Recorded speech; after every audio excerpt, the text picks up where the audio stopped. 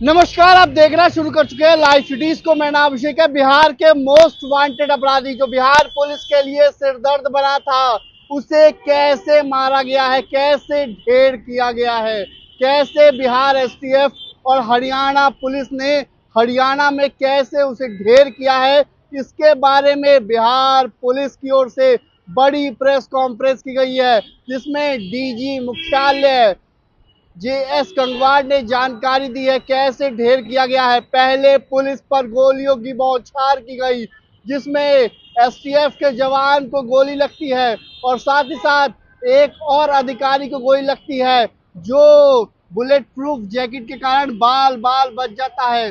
सरोज राय कुख्यात बिहार पुलिस के लिए सिरदर्द बना मोस्ट वांटेड अपराधी था, जिसे बिहार पुलिस ने हरियाणा में ढेर कर दिया है। इस पर 33 मामले दर्ज थे। बिहार से लेकर झारखंड तक इस पर मामले दर्ज थे और रंगदारी मांगता था, नहीं देने पर मार गिराता था। तो क्या कुछ कह रहे हैं बिहार पुलिस के डीजी मुख्यालय जेएस गंगवार, पहले आप वो सुनिए। करा रहा हूँ। अभी तत्काल सूचना है वो ये है कि बिहार के कुख्यात अपराध कर्मी जो सीतामढ़ी, मुजफ्फरपुर और आसपास के क्षेत्रों में अपना आतंक फैला रहे थे और 2 लाख के कुख्यात इनामी अपराध कर्मी भी थे। अंतर्राज्यीय अपराध कर्मी इन्हें कहना चाहिए। सरोज राय, पिता बालेश्वर प्रसाद राय, साकिन बतरौली, थाना महिंदवाड़ा, जिला सीतामढ़ी, ये पुलिस बल के साथ मुठभेड़ में हरियाणा पुलिस और बिहार की एसटीएफ टीम की संयुक्त कार्रवाई में 29/11/24 को आज सुबह अर्धरात्रि के बाद मुठभेड़ हुई। उस मुठभेड़ में ये मारा गया है। उक्त अपराधी के द्वारा हाल में ही कुछ आपराधिक कांड किए गए थे और बिहार एसटीएफ की टीम मणिपुर, राजस्थान, दिल्ली, गुड़गांव, जहां जहां भी उनके सहयोगी या उनके द्वारा जहां जहां भी हम लोगों को फुटप्रिंट मिल रहे थे, डिजिटल तकनीक से हम लोग उनका पीछा कर रहे थे और उसके बाद हम लोगों ने लगातार जब उनको लोकेट किया तो गुड़गांव में छुपे हुए हैं, तो हरियाणा की पुलिस से हमने कांटेक्ट किया और हरियाणा की पुलिस के द्वारा अपनी विशेष टीम बनाई गई, बिहार एसटीएफ की टीम भी थी और उस मुठभेड़ में वो मारे गए हैं। इस पूरी मुठभेड़ में बिहार एसटीएफ के एक जवान को गोली लगी है, उसका इलाज स्थानीय रूप से वहां चल रहा है।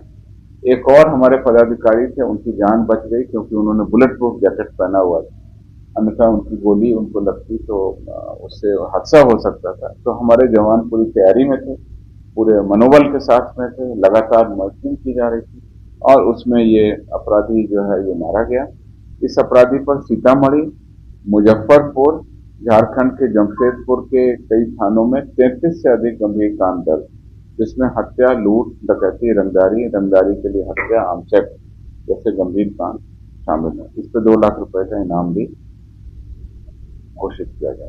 गुड़गांव गुड़गांव। और इसमें डिटेल हम एक प्रेस नोट आपको आज अभी कंफर्म कर देते हैं, बना हुआ। इसमें जो हरियाणा पुलिस है उसके द्वारा आगे की जो फॉलो अप एक्शन है, किसी भी इनकाउंटर में डेथ होने पर उसका विधिवत पोस्टमार्टम कराना, ह्यूमन राइट कमीशन को सूचित करना, जो विहित प्रक्रिया वो सारी कार्रवाई की जा रही है।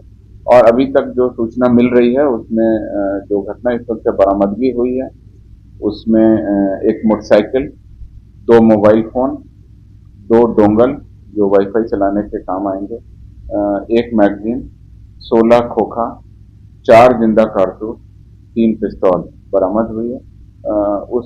ऐसा पता चलता है कि उस अपराधी के साथ में एक और अपराधी थे जो वहां से भागे हैं, उसके बारे में भी पुलिस यहाँ पर तत्काल फॉलो कर रही है। तो ये लगातार 2012 से अपराध की घटनाओं में अपराधी सरोज राय काम कर रहा था और 2024 अगर हाल का उसका आपराधिक इतिहास बताएं, 33 कांडों में ये आरोपित रहा है। तो 2024 के मई माह में उसने मुजफ्फरपुर जिला के मीनापुर थाना अंतर्गत अजय कुमार की एक हत्या भी कर दी थी गोली मार, और जून माह में सीतामढ़ी जिला के महिंदवाड़ा में राजेश कुमार शाह की रंगदारी के लिए गोली मारकर हत्या कर दी गई।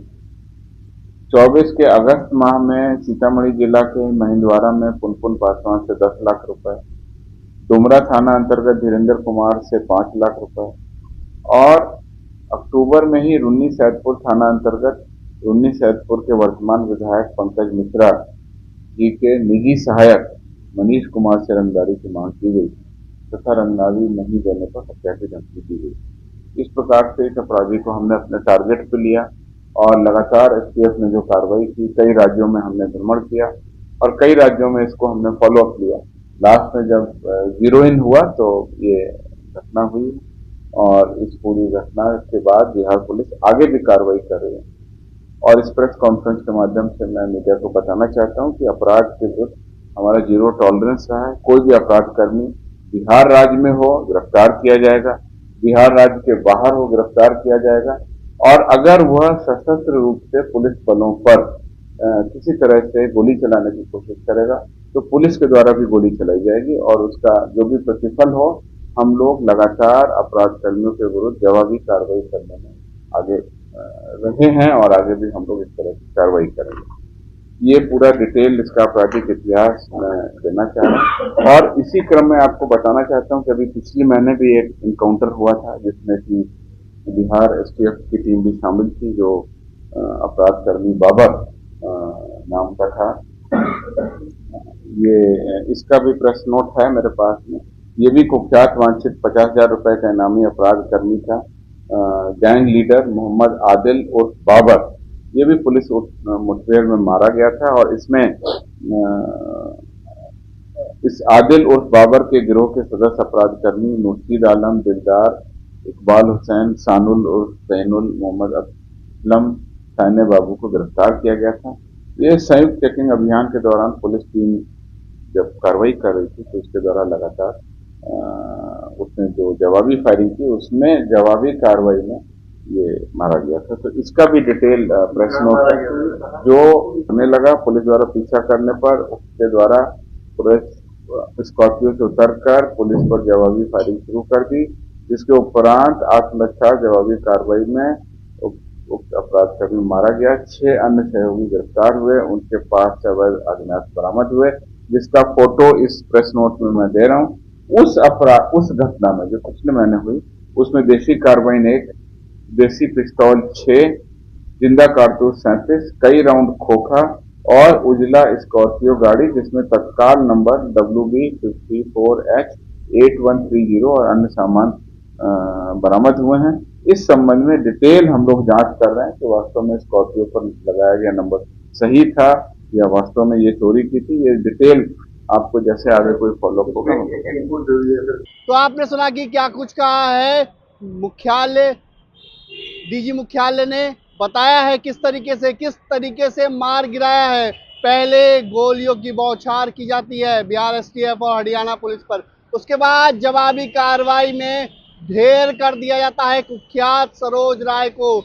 आपको बता दें कि डीजी मुख्यालय ने साफ साफ संदेश दिया है बिहार के अपराधियों को, साफ साफ बिहार में भी पकड़ेंगे, बिहार के बाहर भी पकड़ेंगे। अगर गोली चलाई तो इधर से भी गोली का जवाब दिया जाएगा। बिहार पुलिस ने अपराधियों को सीधे संदेश दिया है, गोली चलाई तो हम भी गोली चलाएंगे और ढेर करेंगे। तो बने रहिए लाइव सिटीज के साथ, हमारे यूट्यूब चैनल को सब्सक्राइब करिए, फेसबुक को लाइक करिए। धन्यवाद।